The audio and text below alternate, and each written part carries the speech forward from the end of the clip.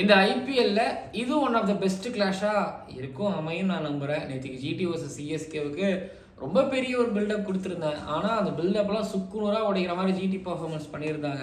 But இந்த match SRH அவங்க ஒரு 200 ரன்னை சேஸ் பண்ணிட்டு போகும்போது பக்கத்தில் போய் தோத்தாங்க. இந்த பக்கம் மும்பை இந்தியன்ஸ் அவங்களும் ஜெயிக்க வேண்டிய மேட்சை அவங்க தோத்தாங்க. இப்போ ரெண்டு டீமும் முதல் விக்டரி ருசிக்கிறதுக்காக அவங்கள காத்துக்கிட்டு இருக்காங்க. சன்ரைசர்ஸ் ஹைதராபாத் மேலே ஒரு கரை இருக்குது, தோத்துக்கிட்டே இருக்கிறாங்க அப்படிங்கிற ஒரு கரை இருக்குது. தொடர்ந்து போன வருஷத்துலேருந்து இந்த வருஷம் வரைக்கும் பார்க்கும்பொழுது ஜெயிக்க மாட்டாங்களா இவங்களா அப்படிங்கிற அளவுக்கு டீம் அப்படிங்கிறது இருந்துகிட்டு இருக்கு. பட் டீம் எக்ஸ்ட்ரானரியாக இருக்குது.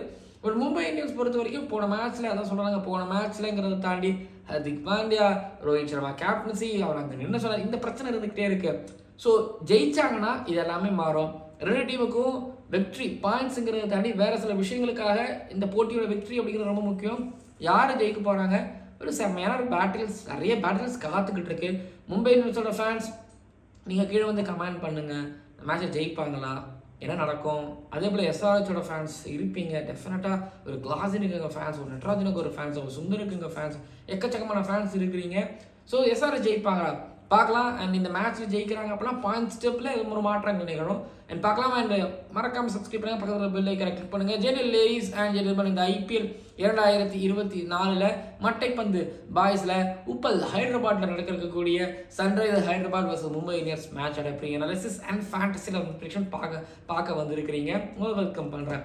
First of all pitch report, weather report and toss report பொறுத்த வரைக்கும் உப்பல் அப்படின்னாலே காலங்காலமாக வந்து ஃபாஸ்ட் பாலர்களுக்கு கொஞ்சம் கை கொடுக்கும் ஹைதராபாத் பொறுத்த வரைக்கும் அப்படிங்கிறத வந்து நம்ம பார்த்துக்கிட்டு இருக்கிறோம். ஏன்னா டேவிட் வார்னர், கெய்ல் வில்லியம்சன் உங்களோட கேப்டன்ஸ் எல்லாம் காலங்காலமாக வந்து பார்த்தீங்க அப்படின்னா ஃபாஸ்ட் பாலர்ஸுக்குள்ள வந்து நல்லா பண்ணுவாங்க அப்படிங்கிற மாதிரி தான் வந்து ஆல்மோஸ்ட் இருக்கும். அல்சர் ஜோசப்லாம் 6 விக்கெட் ஹைதராபாத்துக்கு அகேன்ஸ்டாக 2019 எடுத்ததெல்லாம் மலரும் நினைவுகள் திரும்பவும் ஞாபகப்படுத்தணும்னு நான் நினைக்கிறேன். ஓகே, அதெல்லாம் ஒரு பக்கம் இருக்கட்டும். பட் பிச் பொறுத்த வரைக்கும் இதுதான், அவுட்ஃபீல்ட் நல்லா இருக்கும். நான் நேர்லையும் பார்த்துருக்கிறேன். ஸோ டாஸ் பொறுத்த வரைக்கும் ஃபர்ஸ்ட் பேட்டிங் செகண்ட் பேட்டிங் பெரிய வித்தியாசம் கிடையாது. மேபி ஃபர்ஸ்ட் போலிங் போடும்பொழுது கொஞ்சம் ஃப்ரெஷ்னஸ், பால் கொஞ்சம் மூவ் ஆகலாம், ஸ்விங் ஆகலாம், கொஞ்சம் எடுத்துகிட்டு போகலாம், ஒரு ஆங்கிளிங்க்கு ஹெல்ப்ஃபுல்லாக இருக்கும் அப்படிங்கிற மாதிரி எதிர்பார்க்குறேன். பட் ஃபர்ஸ்ட் பேட்டிங் ஆடுறதுக்கும் கொஞ்சம் கேர்ஃபுல்லாக ஆகணும் அப்படின்னு நான் நினைக்கிறேன். பட் இதுதான் pitch report, weather report, toss report பொறுத்த வரைக்குமே. அடுத்ததான் லெவல்ஸ் எடுத்துக்கிட்டிங்க அப்படின்னா ரெண்டு டீமில் லெவன்ஸில் சேஞ்சஸ் இருக்காது. போன மேட்ச்சில் என்ன லெவனோ அந்த லெவனோட தான் ஆடுவாங்க. ஆனால் எனக்கு ஒரு விஷயம் மட்டும் புரியல, மும்பை இந்தியன்ஸ் பொறுத்த வரைக்கும் டாக்டிக்கலாக குழப்பிக்கிறாங்கிறதுனால லெவன்ஸில் எதுக்கு குழப்பிக்கணும். டேவில் பிரிவிஸ் கொண்டு வந்தாங்க, நேகல் வதேராவை அந்த பிளேஸில் ஆட வச்சுட்டு கீழே துஷாராவை ஆட வைக்கலாமே.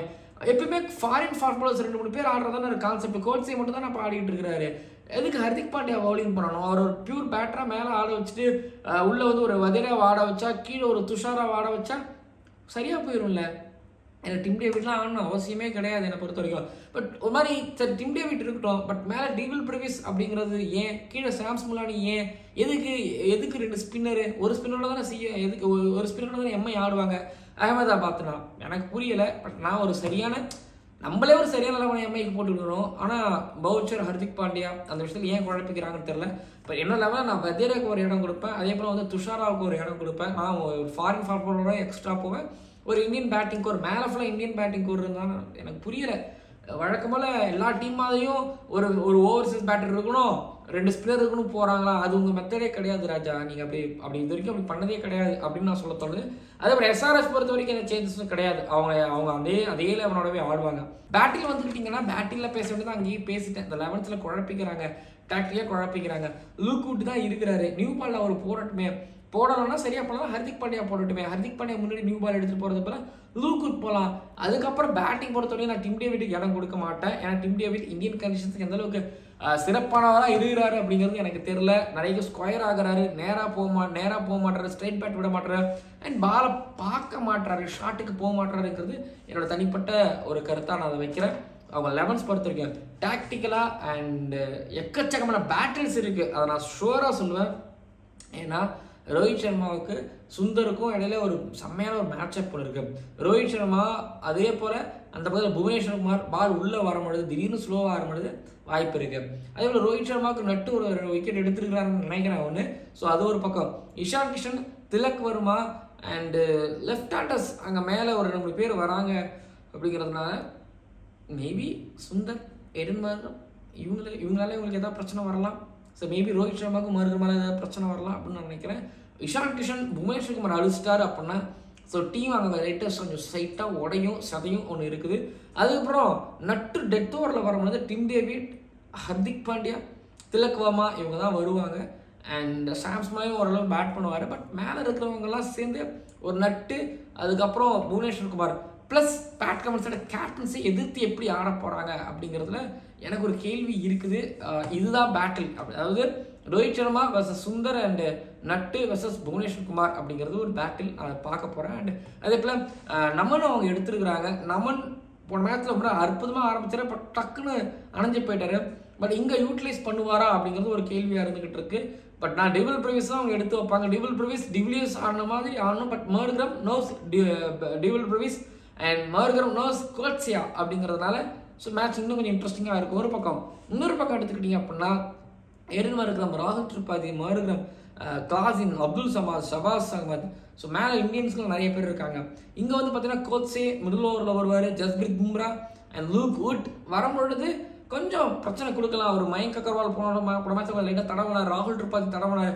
அதே போல் வந்து பார்த்தீங்கன்னா மர்க்ரம் ஓரளவு தடவிட்டு தான் இருந்துகிட்டு இருந்தார். பட் அப்படி இருக்கும் பொழுது இப்போ அதெல்லாத்தையும் மறந்துட்டு வரணும். ஆனால் ஜஸ்பிரீத் பும்ரா ஒரு பக்கம் இருக்கிறாரு. ஜஸ்பிரீத் பும்ரா கையில் ஒரு நியூ பால் கொடுத்துட்டு போய் அட்டாக் பண்ணுங்க, உடச்சி கொடுங்க அப்படின்னு சொன்னாங்கன்னா அங்கே மயங்க் அண்ட் ராகுல் திரிபாதிக்கு ஒரு பிரச்சனை இருக்குது ஒன்று. அதுக்கப்புறம் ஸ்பின் வர்சஸ் கிளாசின். ஆமாம், அந்த பக்கம் சாவ்லா, சாம்ஸ்மாய் இவங்களில் ஒருத்தவங்க யாராவது கிளாசின்ட்டை மாற்றினாங்கன்னா அது அது வேற மாதிரி இருக்கும். ப்ளஸ் அதே நேரத்தில் ஒரு ராகுல் திரிபாதியோ ஒரு ஒரு ஒரு என்ன சொல்கிறது ஒரு மயங்க் அகர்வாலோ இங்கே இருக்கக்கூடிய கோட்ஸே அண்ட் பும்ராவை எப்படி ஆட போகிறாங்க ஒன்று. அதை தாண்டி ஒரு முக்கியமான battle Klaasen versus Jasprit Bumrah. Klaasen death ஓவரில் தான் பேட் பண்ண வருவார். அதே போல் பும்ரா டெத் ஓவரில் தான் ஒரு 3 ஓவர் போடுவார், 2 ஓவர் போடுவார், ஒரு 12 பால்ஸ். ஸோ அந்த Bumrah 12 balls versus Klaasen. So Bumrah நீங்கள் நினச்சி பார்க்க முடியாத அளவுக்கு இப்போ ஒரு மாதிரி உருபெற்று வேறு மாதிரி யார்க்கர்ஸ்லாம் பவுல் பண்ணிகிட்டு இருக்கிறாரு அண்ட் லென்த்து பிடிச்சி போட்டுகிட்டே இருக்கிறாரு. ஸோ இந்த பேட்டில் நான் ரொம்ப கொஞ்சம் எதிர்பார்க்குறேன். அதுக்கப்புறம் கேப்டன்ஸுக்கு பொறுத்த வரைக்கும் ஹர்திக் பாண்டியா, பேட் கமின்ஸ் ஜெயிச்சே ஆகணும். டாக்டிக்கலாக வந்து பார்த்தீங்கன்னா ஹர்திக் பாண்டியா சரியாக இருப்பார், கேப்டனாக இருப்பார்னு பார்க்கும்போது அவரு கொஞ்சம் லைட்டாக சொதப்புற மாதிரி இருக்குது. இன்னொரு பக்கம் பேட் கமின்ஸ் எடுத்துக்கிட்டிங்க அப்படின்னா பேட் கமின்ஸ் இதுக்கு முன்னாடி ஒரு கேப்டனுக்கு சொதப்பினாரு. அந்த வேலையை ஒரு பண்ணிடக்கூடாதுன்னு கொடுக்கும் பொழுது போன மேட்ச்சில் கரெக்டாக போயிட்டு இருந்தது. பட் அன்ஃபார்ச்சுனேட்லி அவரால் முடிக்க முடியல அப்படிங்கிறது ஒரு விஷயம். பட் என்னை பொறுத்த வரைக்கும் மும்பை இந்தியன்ஸ், SRH இந்த பேட்டிங்லேயும் சரி அண்ட் இவங்களாம் யார் நல்லா விளையாடுவாங்க, நல்லா பண்ணுவாங்க அப்படிங்கிறதையுமே சொல்கிறதுல ஒரு மாதிரி ஃபிங்கர் கிராஸ்டாக தான் நான் வந்து சிரிந்துக்கிட்டு இருக்கேன். பட் எம்ஐ பொறுத்த வரைக்கும் strong side, on paper strong side. But இந்த பக்கம் வந்து SRH பொறுத்த வரைக்கும் ஆன் பேப்பர் அவங்களும் ஸ்ட்ராங்கான சைடு தான். பட் அன்னைக்கு ரெண்டு டீமில் யாருக்கு கை கொடுக்க போகுது? மும்பை இந்தியன்ஸ் 51% ஜெயிக்கிறதான சான்சஸ் இருக்குது அண்ட் 48% ஆஃப் சான்சஸ் SRH இருக்குது. இது வரைக்கும் ஹோம் டீம் ஜெயிச்சுட்டு வந்துகிட்டு இருக்காங்க அண்ட் ஃபர்ஸ்ட் டைம் வந்து ஒரு ஹோம் டீம் தோல்வியை தழுவாங்க அப்படிங்கிற மாதிரி எதிர்பார்க்கப்படுது. But Klaasen and Bumrah show இது ரெண்டுத்தையும் நான் பார்க்கணும்.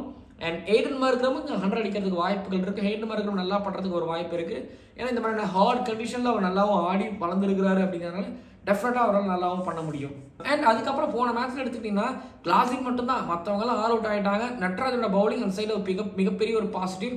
பட் அதே மாதிரி கன்சிஸ்டண்ட்டாக ஒரு யார்க்கர்ஸ் அக்யூரேட்டாக விழுந்ததுன்னா சந்தோஷம். ப்ளஸ் ஸ்லோவர் பால் வேறு போடுறாரு. நட்டு அதே மாதிரி போடுவாரா. அண்ட் சுந்தர் வந்து ஒரு மாதிரி ஷார்ப் டர்ன்களை இப்போ பார்க்க முடியுது. சவுத் ஆஃப்ரிக்கா சீரீஸில் டெஸ்ட்டில் ஒரு பெஞ்ச் பண்ண வச்சார். இங்கே ஒரு சான்ஸ் கிடைக்கும்போது எப்படியும் ஒரு இஷான் கிஷன், ரோஹித் சர்மா, தேவல் பிரவிஸ், திலக் வர்மா இந்த 4ல் 2 விக்கெட் எடுத்துட்டாருன்னா மேட்ச் கேல பிரிச்சு அவனை புவனேஸ்வர் குமார் ஒரு விக்கெட் டேக்கராக மாறணும். புவனேஸ்வர் குமார் விக்கெட் டேக்கராக மாறலாம் அப்படின்னா இஷான் கிஷன் அங்கே வேற மாதிரி ஒரு மாறிடுவார். ரோஹித் சர்மா, புவனேஸ்வர் குமார் அசால்ட்டாக அடிப்பார். பட் ஆனால் ரெயின் ஸ்விங்கிங் பால் அதில் வந்து மாட்டுவார். அதே போல் வந்து மும்பை இந்தியன்ஸ் பொறுத்த வரைக்கும் வந்து பார்த்தீங்கன்னா அந்த டெசிஷன் மேக்கிங்கில் சில பல தெளிவுகள் வேணும். அண்ட் அதே நேரத்தில் வந்து பார்த்தீங்க அப்படின்னா ஹர்திக் பாண்டியோட பேட்டிங் ஸோ கண்டிப்பாக டீமுக்கு தேவை. போன மேட்ச் நடந்ததை நீங்கள் பார்த்துருப்பீங்க. அண்ட் பார்ப்போம் முதல் வெற்றியோட யார் ஆரம்பிக்கிறாங்க. நான் மும்பை இந்தியன்ஸ் ஆரம்பிப்பாங்கன்னு சொல்கிறேன். அண்ட் அடுத்ததாக வந்து பார்த்தீங்க அப்படின்னா இந்த மேட்சோட fantasy prediction. So first of all பவுலிங்லேருந்து போகிறேன். ஜஸ்பிரீத் பும்ரா, கோட்ஸே, நட்டு, பியூஷ் சாவ்லா ஒரு ஸ்பின்னர் நான் பிக் பண்ணியிருக்கிறேன். மேலே ஆல்ரவுண்டில் ஹர்திக் பாண்டியா, மர்க்ரம், மார்க்கோ ஆன்சனை பிக் பண்ணியிருக்கிறேன். இங்கே ஸ்பின் ஆல்ரவுண்டரை பிக் பண்ணியிருக்கிறேன். ஒரு ஃபாஸ்ட் பவுலிங் ஆல்ரவுண்டரை பிக் பண்ணியிருக்கிறேன். அதுக்கப்புறம் பேட்டிங் பொறுத்த வரைக்கும் எடுத்துக்கிட்டிங்கன்னா ரோஹித் சர்மா, திலக் வர்மா, ராகுல் திரிபாதி இவங்களை பிக் பண்ணுறேன். அண்ட் விக்கெட் கீப்பராக கிளாஸினை தான் பிக் பண்ண முடியும். இஷான் கிஷன் நீங்கள் பிக் பண்ணுறீங்க அப்படின்னா ஒரு தனிப்பட்ட ஒரு விருப்பம். அப்படின்னா நீங்கள் கீழே வந்து பார்த்தீங்கன்னா சாவ்லாவை கட் பண்ணிட்டு மேலே இஷான் கிஷன் போக வேண்டியது இருக்கும். பட் அது உங்களுக்கு ஓகேவா? முழுக்க அவர் பேட்டர்ஸ்க்குள்ள டாமினன்ஸ் பட் ஓகே, ஹைதராபாத் என்னை பொறுத்த வரைக்கும் பிச் ரிப்போர்ட் பார்த்துக்கோங்க. ஒரு கேப்டன் பிச் ஹார்டாக இருக்குது, மாய்ஸ்சர் இருக்குது, ஸ்கிட்டியாக இருக்குது அப்படின்னா நீங்கள் ஒரு ஃபாஸ்ட் பாலர் கிட்ட போகலாம். இல்லை விக்கெட் நார்மலாக தான் இருக்குன்னா எக்ஸ்ட்ரா போகலாம் அப்படிங்கிற மாதிரி தான் வந்து நான் சொல்லுவேன். இந்த டீம் பொறுத்த வரைக்கும் இதுதான். And captain and vice captain சொல்கிறதுக்கு நேரம் வந்தாச்சு. ஹர்திக் பாண்டியா, பும்ரா, கிளாசன். என்னங்க இதெல்லாம் பெரிய நியூஸ் சொல்லிட்டேன். இவங்க 3 பேரும் நல்லா பண்ணுவாங்கன்னு அப்படின்னு எனக்கு தோணுது. பார்ப்போம், பார்த்து எழுங்க. அண்டு இந்த டீம் ஜெயிக்கும் நான் நம்புகிறேன். நல்லாவே போகிற டீம்லாம் ஓரளவு நல்லா வந்துகிட்டு இருக்குங்கிற கமெண்ட்ஸ் கேட்க முடியாது. நேர்லேயுமே நிறைய பேர் நல்லாவும் சொல்கிறாங்க. பட் இது எந்த அளவுக்கு உங்களுக்கு சாட்டிஸ்ஃபேக்ஷனாக இருந்திருக்கு அப்படிங்கிறதையும் பார்த்துட்டு ஸோ கீழே வந்து கமெண்ட் பண்ணுங்கள். மறக்காம சப்ஸ்கிரைப் பண்ணுங்கள், பக்கத்தில் பெல் ஐகானை கிளிக் பண்ணுங்கள். பார்க்கலாம் அடுத்த வீடியோக்களில்.